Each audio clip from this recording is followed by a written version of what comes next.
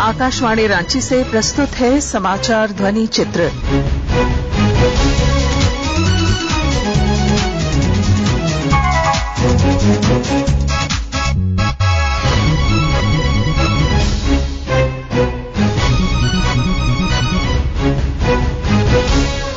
इस अंक में राज्य सजा पुनरीक्षण, झारखंड वनोपज नियमावली और रोजगार योजनाएं। मुख्यमंत्री हेमंत सोरेन की अध्यक्षता में कल राज्य सजा पुनरीक्षण की बैठक आयोजित की गई, जिसमें वृद्ध बंदियों को कारामुक्त करने समेत कई बिंदुओं पर चर्चा की गई। बैठक के बाद प्रेस से बातचीत में मुख्यमंत्री ने कहा कि बैठक के दौरान अनुसूचित जाति और जनजाति के बंदियों के अपराध की प्रकृति की सूची तैयार करने और रिहा होने के बाद बंदियों की आर्थिक स्थिति के अनुसार अधिक उम्र की महिला और पुरुष बंदियों को पेंशन योजना का लाभ देने का निर्देश दिया गया है।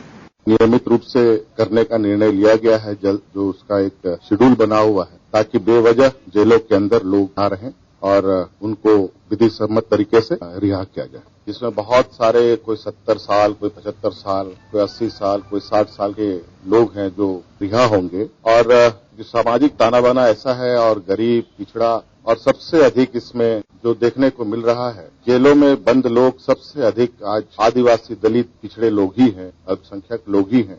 और इनकी जो आर्थिक स्थिति होती है या घर की जो स्थिति होती है, काफी दयनीय और काफी मुश्किल भरा होता है। और इस उम्र में अगर वो जेल से निकलते हैं तो उनके जीवन यापन के लिए, स्वाभिमान से जीने के लिए उनको भी अधिकार है। ऐसा ना हो कि जेल से छूटने के बाद एक नए नर्क में चले जाएं। इसलिए हमने ये सुनिश्चित किया है कि छूटने से पहले उन सभी लोग हैं, उनके परिवार की आर्थिक स्थिति और सामाजिक स्थिति की एक आकलन कर ली जाए। तत्पश्चात उनको सुविधा के साथ, अगर वृद्ध हैं तो निश्चित रूप से वो वृद्धा पेंशन के दायरे में आते हैं, और अगर गरीब हैं तो उनको राशन कार्ड भी उपलब्ध कराया जाए, ताकि कोई उनके साथ, अगर उनके परिवार में कोई नहीं है तो वो अपना जीवन सुगमता से काट सके। और जो इसका असली व्याख्या है, उस व्याख्या के अनुरूप एक समय अवधि में लोगों के ऊपर निर्णय ले लेना आवश्यक है, और पदाधिकारी या सिस्टम की लापरवाही से वो बेवजह जेलों में ना रहें, ये भी सुनिश्चित हो। मुख्यमंत्री ने राज्य में कोरोना के बढ़ते संक्रमण के मद्देनजर नए दिशा निर्देशों की जानकारी देते हुए बताया कि अब दूसरे राज्यों से झारखंड आने वाले लोगों को 14 दिनों के लिए होम आइसोलेशन में रहना अनिवार्य कर दिया गया है। सरकार पूरी तरीके से सजग है और पूरा सिस्टम इस पर कड़ी नजर रखे हुए है। अभी एक निर्णय हम लोगों ने ये भी लिया है कि कोरोना कोविड को लेकर कि अब इस राज्य में जिस तरीके से पहले कुछ रिलैक्सेशन थे, जो बाहर से लोग आ रहे हैं 70, 71, 72 घंटे के बाद वापस चले जाएंगे, अब यहाँ नहीं होगा। अब यहाँ पर जो भी लोग बाहर से आएगा, किसी भी रास्ते से आएंगे, तो उनको क्वारंटाइन में रहना होगा। उसके बाद ही आगे की गतिविधियां होंगी, चाहे हवाई जहाज से आए, सड़क से आए या किसी और भी माध्यम से आए। हालांकि अभी इससे ये धीरे धीरे बंद हो रही है। और अब इस विषय पर हम लोगों ने इस बार आज ये निर्णय लिया है कि अब क्वारंटाइन में लोगों को रहना होगा जो भी बाहर से आएंगे। श्री सोरेन ने कहा कि राज्य में नई खेल नीति की घोषणा जल्द की जाएगी, जिसमें राज्य के खिलाड़ियों को राष्ट्रीय और अंतर्राष्ट्रीय प्रतिस्पर्धाओं के लिए उचित माहौल तैयार करने पर जोर दिया जाएगा। बहुत जल्द खेल नीति को लेकर आपके समक्ष आएंगे। खेल नीति पहले भी बनी, जो प्रभावी रूप से नहीं रही है, शायद उसमें कई खामियां रही हैं, कई चिंतनें उसमें बाकी रही हैं। उसका एक स्ट्रक्चर हम लोग तैयार कर रहे हैं, जो आने वाले समय में पूर्व से जो खिलाड़ी हैं यहाँ पर, उन खिलाड़ियों के लिए भी और आने वाले समय में भी इस राज्य में खिलाड़ियों के लिए एक बेहतर व्यवस्था हम लोग स्थापित कर पाए, उस दिशा में भी। और इनफैक्ट वो बूढ़े बुजुर्ग हो चुके हैं, उन खिलाड़ियों के प्रति भी पूरे सामयिक रूप से एक निर्णय लिया जा रहा है। बहुत जल्द इसका एक बेहतर एक स्ट्रक्चर आपके सामने और राज्य के लोगों को, राज्य के नौजवानों को दिया जाएगा, जो खेल के माध्यम से अपना भविष्य बना पाएंगे। राज्य सरकार द्वारा झारखंड वनोपज नियमावली 2020 में जल्द ही संशोधन किया जाएगा, जिसमें ग्रामीणों द्वारा जलावन या अन्य निजी कार्यों के लिए उपयोग की जाने वाली लकड़ी पर कोई अनुज्ञा पत्र या कोई शुल्क नहीं लिया जाएगा। वन तथा पर्यावरण विभाग के प्रधान सचिव एपी सिंह ने प्रेस वार्ता में इसकी जानकारी देते हुए बताया कि अब ग्रामीणों द्वारा अपने ग्राम सीमा के अंदर जलावन या अन्य निजी कार्यों के लिए लकड़ी के उपयोग पर कोई शुल्क नहीं देना होगा। झारखंड वनोपज नियमावली अधिसूचित अभी की थी जून महीने में कैबिनेट में स्वीकृत करा के, तो उसके कुछ प्रोविजन को लेके कतिपय लोगों के मन में शंका थी, खास तौर से जलावन लकड़ी को लेके। यद्यपि ये नियमावली जो है ये सुप्रीम कोर्ट के आर्डर पे पूर्णतः आधारित है और सुप्रीम कोर्ट का एक बहुत कॉम्प्रिहेंसिव 200 से ज्यादा पेज का एक आर्डर है, उससे हम लोग काफी बहस किए थे इस नियमावली को बनाने में। लेकिन कुछ लोगों के मन में कुछ भ्रांतियां थी कि जलावन लकड़ी पे गांव वालों के साथ 25 रुपए पर ट्रैक्टर लेने का प्रति घन मीटर दर निर्धारित है। इस नियमावली के नियम 4 वनोपज का आयात निर्यात या हटाया जाना। किसी भी वनोपज को झारखंड राज्य की सीमा में या उसके बाहर या उसके भीतर इस नियमावली में संलग्न परिवहन अनुज्ञा पत्र निर्धारित प्रपत्र में बिना हटाया परिवहन नहीं किया जा सकेगा। लेकिन उसमें एक कंडीशन लगी थी, शायद इस पे लोगों का ध्यान नहीं गया, परंतु कोई भी परिवहन अनुज्ञा पत्र लागू नहीं होगा। वो क्या था? 3 कंडीशन थी। पहली थी, कोई भी वन उपज को जो किसी ऐसे व्यक्ति द्वारा किसी ऐसे ग्राम की सीमा के भीतर जिसमें यह पैदा हुई हो, राज्य सरकार द्वारा इस नियमित दिए गए विशेष अधिकार का प्रयोग करते हुए या इस अधिनियम की अधीन मान्य किए गए अधिकार को प्रयोग करते हुए वास्तविक घरेलू उपयोग के लिए हटाई जा रही है। मतलब जो आप अपने जलावन के लिए यूज करना चाहते हैं अपने ग्राम सीमा के अंदर, पंचायत सीमा के अंदर, तो उस पे ये अनुज्ञा पत्र लेने की जरूरत नहीं थी। दूसरा था, ऐसे वन उपज को जिसे राज्य सरकार द्वारा राजपत्र में अधिसूचना द्वारा इस नियमावली से विमुक्त किया गया है, या कुछ एक लिस्ट थी जो एग्जेम्प्टेड लिस्ट में थी, जो इंक्लूजन नहीं थी, और एक इसके साथ और अधिसूचना थी कि मुख्यमंत्री जनवन योजना में 19 वैरायटी ऑफ प्लांट्स अलाउ किए गए थे, उस पे ये लागू नहीं होगी।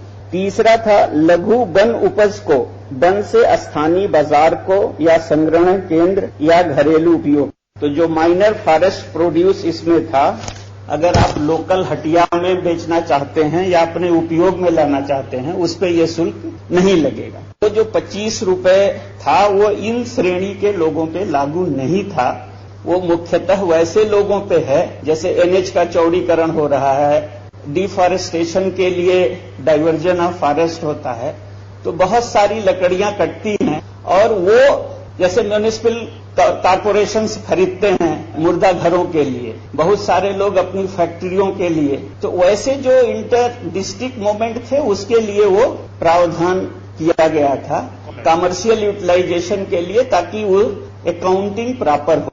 इसको लेके काफी कंफ्यूजन हो रहा था। तो इस क्रम में वास्तव में ऐसे कोई कंफ्यूजन है नहीं, स्थिति बहुत स्पष्ट है कि जो अपना यूज था, लोकल हटिया में ले जाके बेचना था, उस पे कोई रोक, कोई अनुज्ञा पत्र की आवश्यकता नहीं थी। ये नियमावली में कुछ चेंज भी और होने वाले हैं, तो इस क्रम में माननीय मुख्यमंत्री जी ने निर्देशित किया है कि आपके माध्यम से सभी को बता दिया जाए कि जब नियमावली में अमेंडमेंट जल्दी होगा तो उसमें वो जो 25 रुपए की दर है वो भी विलोपित कर दी जाएगी। तो ये इस तरीके से किसी भी तरीके का कोई कंफ्यूजन ऐसे नियम में नहीं था, लेकिन अगर किसी के मन में कोई भ्रांति थी तो उसको दूर समझा जाए।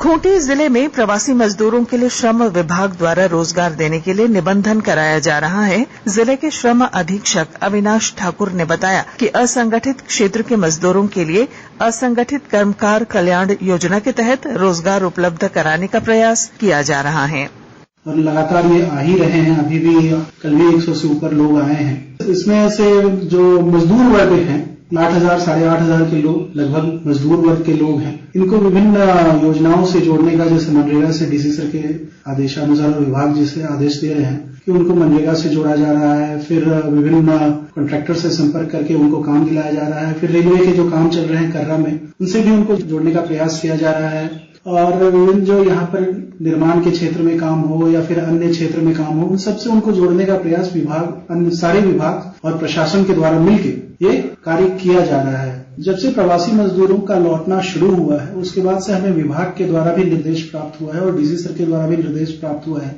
कि जितने लोग भी आए हैं उन सबका रजिस्ट्रेशन प्रवासी मजदूर एवं जो असंगठित क्षेत्र के मजदूर हैं उनको असंगठित कर्मकार कल्याण योजना एवं जो निर्माण क्षेत्र के हैं उनके झारखंड भवन एवं अन्य निर्माण कर्मकार कल्याण योजना में उनको जोड़ने का है।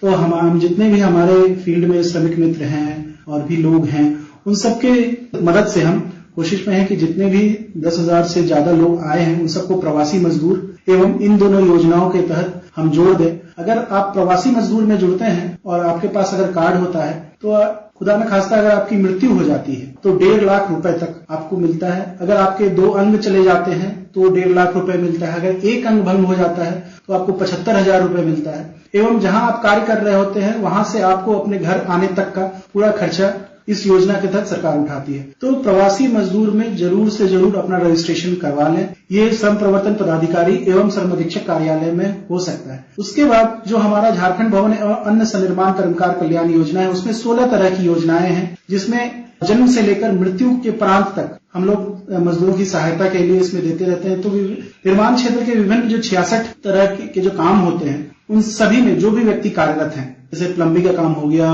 पोल लगाने का काम हो गया, बिजली लगाने का काम हो गया या फिर बिल्डिंग बनाने का काम हो गया, किसी भी तरह के निर्माण में है वो सभी योजनाओं से जुड़कर 110 रुपए रजिस्ट्रेशन चार्ज है। उसके बाद हर साल 100 रुपए का फीस है। देते हुए इसमें जुड़े रह सकते हैं और हर तरह की योजनाएं जो 16 योजना है उनका हमेशा लाभ उठाते रह सकते हैं। उसी तरह असंगठित क्षेत्र है। असंगठित क्षेत्र में भी 5 तरह की योजनाएं हैं जिसमें मातृत्व प्रसिद्धा योजना है, अंत्येष्टि योजना है, छात्रवृत्ति योजना है, कौशल उन्नयन योजना है। तो इस तरह की योजनाओं का भी लाभ आप उठा सकते हैं और असंगठित क्षेत्र में जो रजिस्ट्रेशन का 1 भी रुपया चार्ज नहीं है, पूरी तरह निःशुल्क है और इसमें सिर्फ लाभ दिया ही जाता है। सरकार से किसी तरह का चार्ज नहीं लिया जाता।